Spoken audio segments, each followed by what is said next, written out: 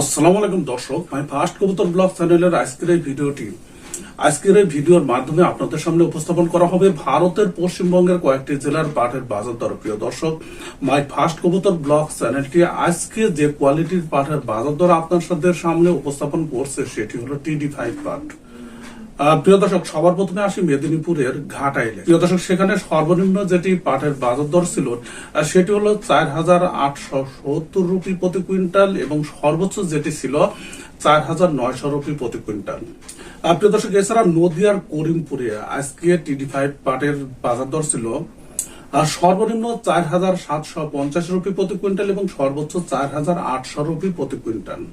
প্রিয় দর্শক, এছাড়া উত্তর দিনাজপুরের রায়গঞ্জে আজকে পাটের বাজার দর ছিল TD5 পাটের সেটি সর্বনিম্ন 5,100 রুপি প্রতি কুইন্টাল এবং সর্বোচ্চ 5,200 রুপি প্রতি কুইন্টাল।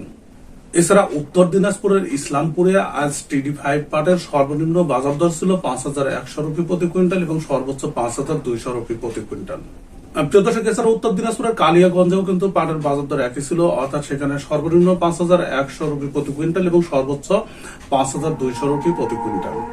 প্রিয় দর্শক, এই ছিল ভারতের পশ্চিমবঙ্গের কয়েকটি জেলার পাটের বাজার দরের আপডেট। সঙ্গে থাকুন, তাহলে প্রত্যেক দিন ভারতের পশ্চিমবঙ্গের কোনো না কোনো জেলার পাটের বাজার দর আপনি জানতে পারবেন। ভিডিওটি দেখার জন্য আপনাদের সবাইকে ধন্যবাদ।